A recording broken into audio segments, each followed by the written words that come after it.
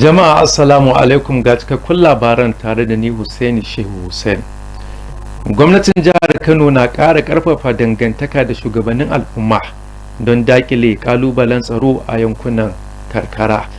A yayin taron a gidan gwamnatin jihar Kano, babban daraktan sashen ayyuka na musamman ya ja hankalin shugabannin ƙananan hukumomi da su yi haɗin gwiwa da kwamitin kota kwana na harkar tsaro don cimma wannan manufa. Abdullahi Mustapha na da ci gaban labarin.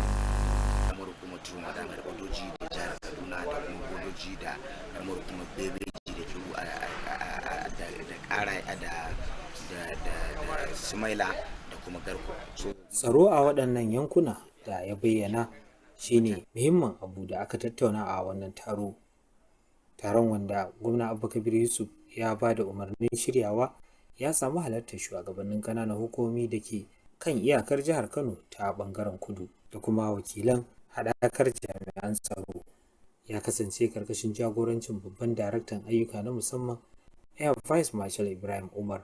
Ya jaddada muhimmancin yin aiki tare tsakanin ƙananan hukumomi da kuma jami'an tsaro don hana ɓata gari shigowa cikin al'ummominsu. Ya kuma yi kira da ringa samun tattara bayanai na sirri da kuma bayar da su ga hukumomin tsaro domin ɗaukar matakin da ya kamata kuma a kan lokaci.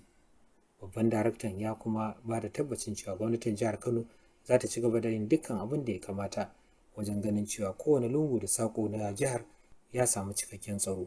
Abdullahi Mustapha, labaran NTA.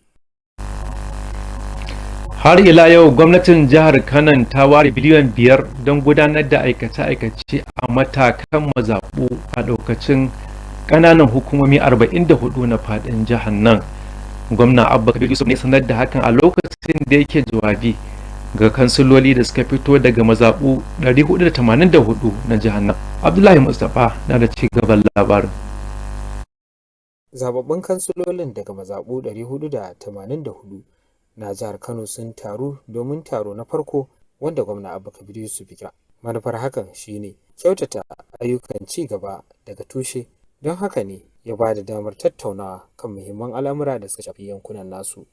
Gwamna Yusuf ya jaddada muhimmancin nauyin da ke kansu na wakilan al'umma, sannan ya kira a gare su da su yi aiki tukuru wajen magance dukkan matsalolin da ke damunsu. Gwamna ya sanar da cewa gwamnatinsa ta ware kuɗi naira miliyan 5,000 domin yin ayyuka a mazaɓu. Ya umarci kansilolin da su koma su tattauna da jama'a su domin gano muhimman bukatu da suke buƙatar kulawar gaggawa. Na zauna da ciyamomin ku sau biyu kuma mun tattauna amfanin haɗa kai da kansiloli, kuma mun nuna musu duk inda suke so su yi aiki in ba su haɗa kai da ku ba, aikin nan ba zai yi ba. Kansilolin sun bayyana godiyarsu ga saboda bijiro da wannan tattaunawa wadda suka bayyana a matsayin ta zo a lokacin da ya dace kuma hanya ce mai sauƙi da za ta magance matsalolin da ke damun al'ummominsu. Abdullahi Mustapha, labaran NTA. Bankin ba da lamunin gidaje na gwamnatin tarayya ya shirya bita ta yini ɗaya ga ƙungiyoyin ƙodago don ƙara wayar musu da kai akan tsarin ba da lamunin gidaje. Wakilin Ma'awar Salisu ya rawaito cewar manufar ita ce ƙara ilmantar da su akan abin da tsarin ya shafa. Taron bitar, wanda ya samu halartar wakilan ƙungiyoyin ƙwadago daban-daban, ya mayar da hankali ne wajen bayar da cikakken bayani kan yadda ma'aikata za su iya samun gidaje masu arha ta hanyar shirin gidaje na ƙasa. Jami'an bankin lamunin gidaje na tarayya sun gabatar da muhimman fannoni na shirin gidaje na ƙasa, ciki har da sharuɗan cancanta, yadda ake ba da gudunmuwa ga asusun gidaje na ƙasa da rukunai daban-daban na ba da lamunin da ake da su. Saboda mu ƙara faɗakan musu, mu wayar musu da kai kan abin da Federal Mortgage Bank take yi. Can baya Kano State tana contributing, amma saboda rashin fahimtar juna Labour ta sa aka dakatar. Wannan ba ya ɗan lokaci har kusan shekara 25 Kano ba ta yi. Amma alhamdulillahi, saboda engagement da ake yi da Labour da state government da other workers na Kano da kuma wanda ma informal sector, duk an gane a matsalar da aka samu baya yanzu ta kawo, saboda yanzu lokaci ne da komai ya zama digitalized. An shirya taron ne don baiwa shugabannin ƙungiyoyin ƙwadago ilimin da ya kamata domin taimakawa mambobinsu su fahimci yadda za su shiga cikin shirin gidaje cikin sauƙi. Ga riban nan idan an yanki kuɗinka 2.5% ana tarawa ana zuba ma kana ganin alata duk wata, ba da time da ka zo za ka bar aiki ko kuma ka bar aiki to wannan kudin da ka har da interest a dawo maka da su. Wannan shine riba ta farko. Mahalarta taron sun nuna godiya ga wannan yunkuri inda suka ce wata muhimmiyar dama ce ta inganta samar da gidaje ga ma'aikatan Najeriya. Awwal Salisu, labaran NTA. Bankin bunƙasa masana'antu na gwamnatin tarayya ya kaddamar da gangamin wayar da kai don ilmantar da ƙanana da matsakaitan 'yan kasuwa akan tsarin tallafi na bashi na gwamnatin tarayya. Taron da ya gudana a Kano an shirya shi ne don ilmantar da 'yan kasuwa akan hanyoyin cin gajiyar tsarin don ƙara kusanto da su zuwa ga hanyoyin bunƙasa tattalin arziki. Awar Salisu na da ci gaban labarin. Shirin wayar da kan jama'a wanda ya samu halartar rukunai daban-daban na 'yan kasuwa na da nufin bayar da cikakken bayani akan yadda masana'antu ƙanana da matsakaitan 'yan kasuwa za su amfana daga tsarin. Tsarin yana bayar da tallafi da kuma lamuni mai ƙarancin riba domin tallafawa ci gaban kasuwanci. Wannan yunkuri yana daga cikin ƙoƙarin da gwamnati ke yi don ƙarfafa ƙananan masana'antu da kuma ƙara gudunmuwarsu ga tattalin arzikin ƙasa. Wannan tsari na biliyan 200 da gwamnatin shugaban ƙasa Bola Ahmed Tinubu ta samar, an samar da shi ne ba wai don kawai a raba kuɗi ba, a'a an samar da shi ne domin a ci gaba da tattalin arzikin ƙasa da jihohinmu da ƙananan hukumominmu. Mu waye musu da kai akan abubuwa wanda ake badawa na gwamnatin tarayya, kuɗaɗe wanda su iya amfanin kasuwancinsu kama daga loan har zuwa kuma kuɗi na kyauta. So an gaya musu yadda za su yi assessment waɗannan kuɗaɗe yadda za su amfana da su. Jami'an bankunan masana'antu sun jagoranci mahalarta wajen fahimtar da su yadda ake cike fom ɗin neman tallafin, sharuɗan cancanta da manyan ribar da ke tattare da shirin. Yana da amfani sosai wajen tallafawa masu ƙananan sana'o'i, musamman ma duba da yanzu irin ya kamata a dinga taimaka mawa.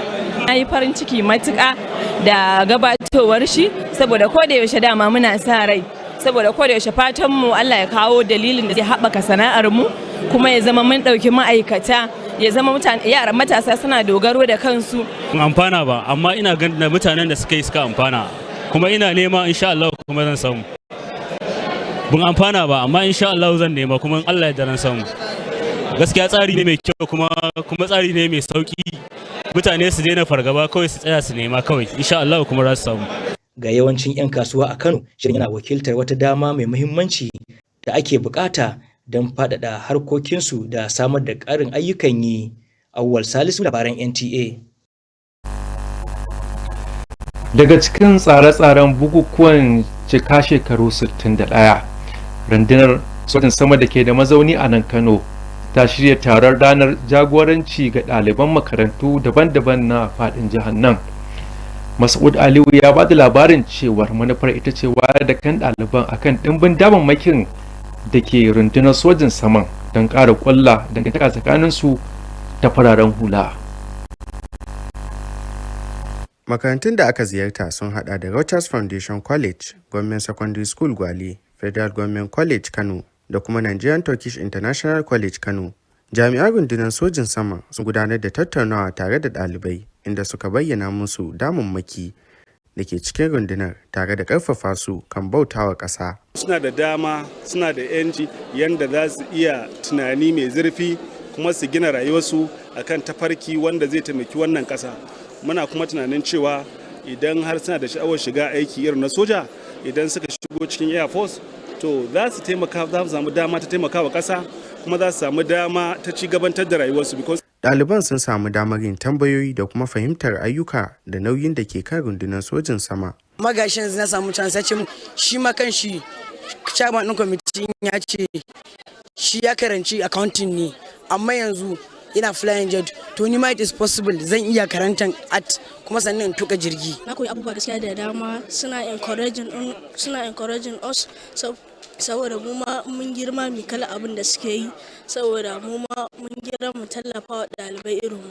Wannan shiri na nuna jajircewar rundunar sojin sama wajen tallafawa matasa, haɗin kai da al'umma da kuma ƙarfafa fahimtar rawar da suke takawa wajen ci gaban ƙasa. Mas'ud Aliyu, labaran NTA. Kwamishinan Muhalli da Canzawar Yanayi na Jihar Kano ya ce gwamnatin ta kaddamar da shirin dashen bishiyoyi da sauran shirye-shirye da za su tabbatar da zaman lafiya a nan jihar Kano. Ya yi wannan sanarwa ne a yayin da yake maraba da al'ummar ci gaban garin Firya a yayin da suka ziyarce shi wani bangare na wayar da kai akan rage radadin yanayin zafi. Hauwa Muktar na da ci gaban labarin.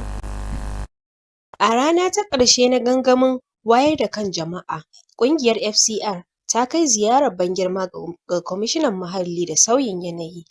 Ziyarar na da nufin bayyana muhimman batutuwa da suka shafi tasirin zafi da kuma lalubo hanyoyin da za a bi domin tunkarar waɗannan ƙalubale a jihar Kano. Da very good solar plants a wajen wanda ko ɗan ƙaramin ƙauyen Allah yadda ma iya jona wuta. Kwamishinan ya bayyana matuƙar godiya ga ƙungiyar bisa ƙoƙarin da take yi na bayar da gudunmawa da jin daɗin al'umma. Hauwa Muktar a labaran NTA. Sai kuma duniyar masana harkokin wasanni.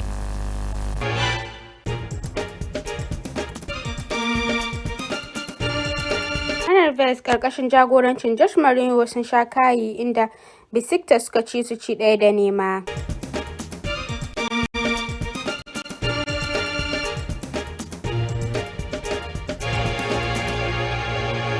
Trent Alexander-Arnold sai koma Real Madrid a ƙarshen kakar wasa.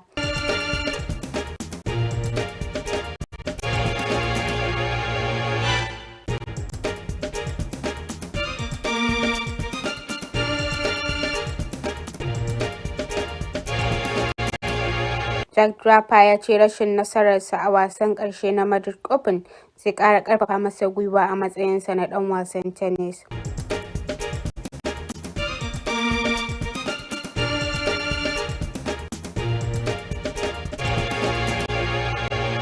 Scheffler ya lashe nasara ta farko a wannan shekarar.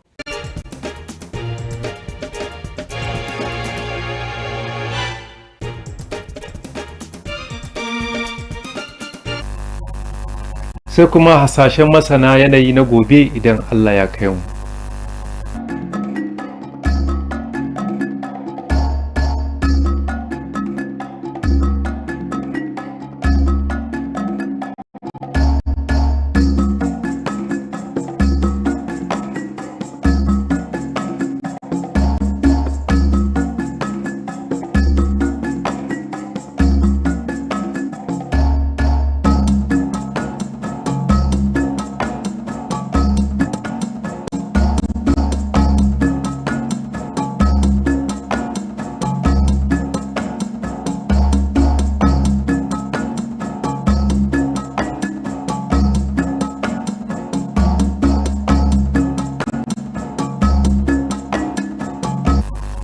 To kafin mai sallama ga sabon masana, cin abinci mai nauyi na iya tsananta zafin jiki kuma ya sa mutum ya ji kasala a lokacin zafi.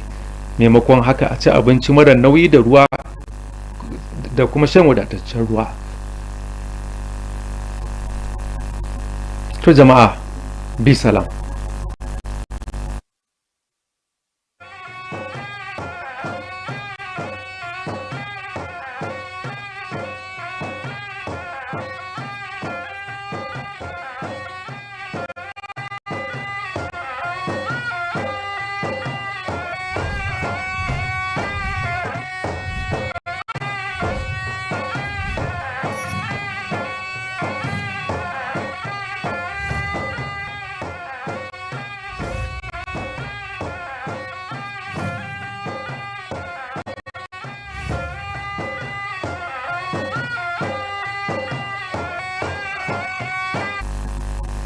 Hello and thank you for joining us on NTA Kano News. I am Amin Umar and now the news. Kano State Government is strengthening collaboration with community leaders as part of efforts to address rising security challenges and in remote areas of the state. During a strategic meeting at the Kano Government House, the Director General of the State Special Services Directorate tasked local council chairmen to work closely with the Joint Security Task Force towards achieving the set goal. Abdullahi Mustafa has the details. From Iker local government to Jumada, have Voda with Garko, Sumaila local government, have Voda with Beverage and Kuru local government that we have many challenges. Security around these communities is the major issue discussed at this meeting. Summoned by Governor Abubakar Yusuf, it had in attendance council chairmen of local government areas situated along southern boundaries and representatives of Joint Security Task Force. It was chaired by the Director General of the Special Services Directorate, Air Vice Marshal Ibrahim Umar. He stressed the need for collaboration among local authorities and security operatives to prevent criminal infiltration into the communities. Air Vice Marshal Umar called for enhanced intelligence gathering and timely sharing of information with relevant security agencies to ensure swift and effective action. It is the safety of the people that is at stake. Whatever you can do to set up your own intelligence machinery to preempt these people, we are here to help you. The Director General also assured them of Kano State Government's commitment to deploying all necessary resources to secure every part of the state. In Kano, Abdullahi Mustafa, NTA News. Now, Kano State Government has earmarked 5 billion naira for the execution of ward-level development projects across the 44 local government areas of the state. Governor Abubakar Yusuf stated this while addressing elected councillors from the 484 local political wards of the state. Again, Abdullah Mustafa reports. Elected councillors from the state's 484 political wards gathered for a meeting convened by Governor Abubakar Yusuf. The meeting, which aims fostering grassroots development, provided a platform for engagement on critical local issues. Governor Yusuf emphasized their role as direct representatives of the people and urged them to work diligently in addressing the needs of their constituents. The governor announced that his administration has earmarked 5 billion naira for ward-level development projects. He further directed the councillors to consult widely within their communities to identify priority needs that require immediate attention. The councillors expressed appreciation to the governor for initiating the engagement, describing it as a timely and effective approach to addressing the most pressing challenges facing their communities. In Kano, Abdullahi Mustafa, NTA News. Now, the Federal Mortgage Bank of Nigeria has held a one-day sensitization workshop for labor union leaders in Kano State aimed at deepening their understanding of the National Housing Scheme. The workshop served as a platform to educate union representatives on the benefits, processes and opportunities available under the scheme, with a focus on improving access to affordable housing for Nigerian workers. Awal Salisu reports. The workshop, which brought together representatives from various labor unions, focused on providing detailed information on how workers can access affordable housing through the National Housing Scheme. Federal Mortgage Bank of Nigeria's officials presented key aspects of the National Housing Scheme, including the eligibility criteria, the process for contributing to the National Housing Fund, and the available mortgage options. Federal Mortgage Bank is now a different institution. Federal Mortgage Bank is a place that everybody can trust. So we were able to convince the people executive of Kano State to understand what we are doing, and they have agreed to resume back to the scheme. The salaries of the civil servants will be deducted, and God's willing, within this July, the deduction will be deducted to the bank, and the scheme will continue running in the state. The event was designed to empower union leaders with the necessary knowledge to assist their members in navigating the housing scheme effectively. So now we have a little sensitization, and we will go down to our branches and sensitize our members. The participants expressed their appreciation for the initiative, noting that it provides a crucial opportunity to improve housing access for Nigerian workers. In Kano, Awal Salisu, NTA News. And similarly, as part of his nationwide campaign, the Nigeria's Bank of Industry has launched a sensitization drive to educate micro, small and medium enterprises about the presidential conditional grant and loan schemes. The event held in Kano is to educate entrepreneurs on the application processes and benefits of the initiative, with the goal of enhancing access to financial support and promoting economic growth in the region. Awal Salisu again reports. The sensitization program, which attracted a diverse group of entrepreneurs, aimed to provide detailed information on how micro, small and medium enterprises can benefit from the scheme. The scheme offers grants and low-interest loans to support business growth. The initiative is part of the government's ongoing efforts to empower small businesses and enhance their contribution to the national economy. Under this scheme, MSMEs can access up to 5 million naira in loans at 9% per annum with 3 months moratorium and a tenure of up to 3 years. To ensure widest possible reach, we are implementing a blended approach, direct lending by BOI and on-lending through partner financial institutions. We are also in collaboration with national associations such as NASME and NASI. We invite people with businesses so that to sensitize them on how to access the presidential grant and loan, because our people don't have awareness on such particular facilities actually. So that's the essence of this program.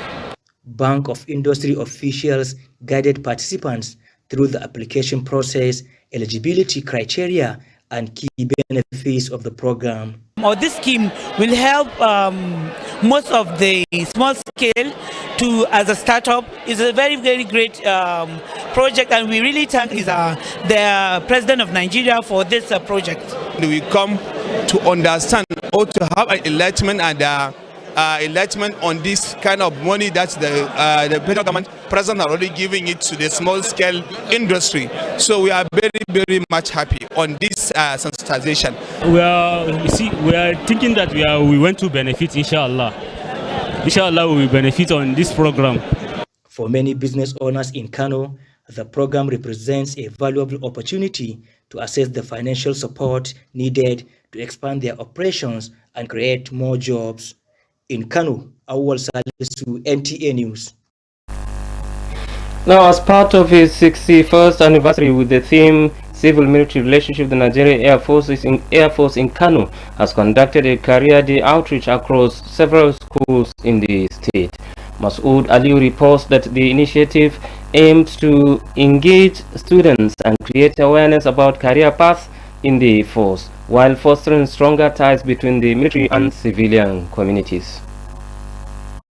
On the final day of its ongoing heatwave sensitization campaign, the FCER initiative paid a courtesy visit to the Commissioner. The schools visited include Rochas Foundation College, Government Secondary School Gwali, Federal Government College Kano, and the Nigerian Turkish International College Kano.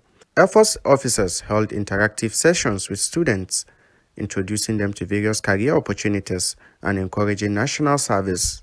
And in addition, it also serves as a function to send a scary message to all our adversaries that we are here. And with this relationship, we'll be able to get more credible intelligence, without which non-successful operation can be, can be carried out. Students also had the chance to ask questions and gain insight into the roles and responsibilities of the Air Force. I learned that it's not much to be a lawyer on official. You can be a lawyer for the Air Force base also. At first, I thought that if you studied that you cannot fly an airplane. But after I said you studied accounting, but now it's flying an airplane. Now I have the zeal and more to go for the Nigerian Air Force.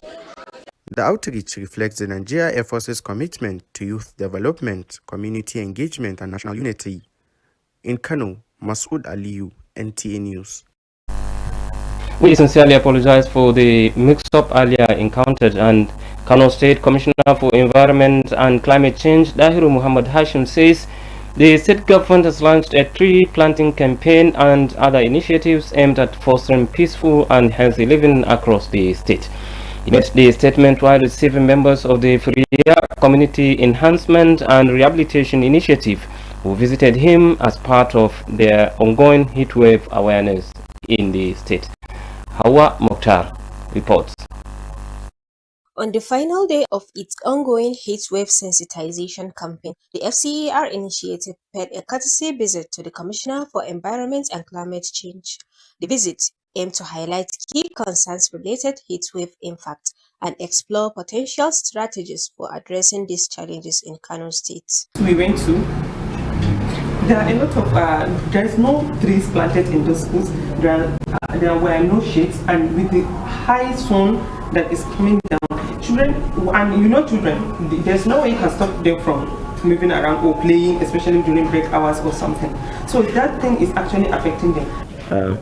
First of all, I want to tell you that the state government is doing everything possible to see that all these kind of issues are being curtailed. I'm just here in the ministry for less than 4 months. The commissioner expressed deep appreciation to the organization for its commendable efforts in contributing to community well-being. Hawa Mokhtar, NTA News. Now, Mahe is standing by with happenings from the world of sports.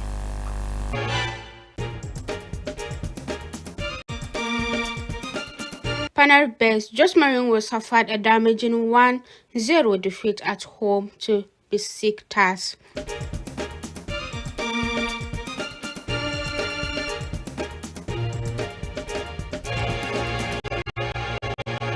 Tweet Alexandra Arnold to Real Madrid on a free transfer at the end of the session football.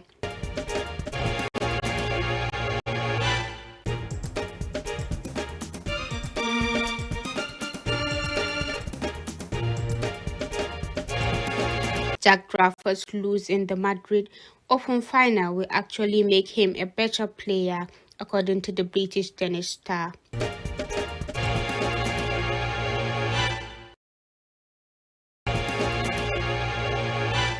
Shapler claims emphatic first win of the year.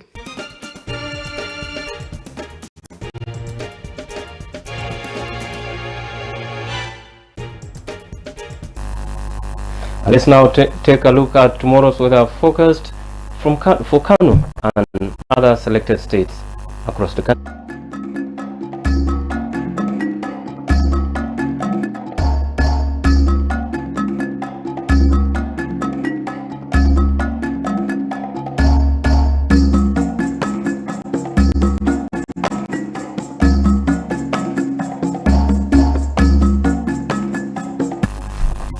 And that was the size of our package. Thank you for watching. I am Aminu Umar.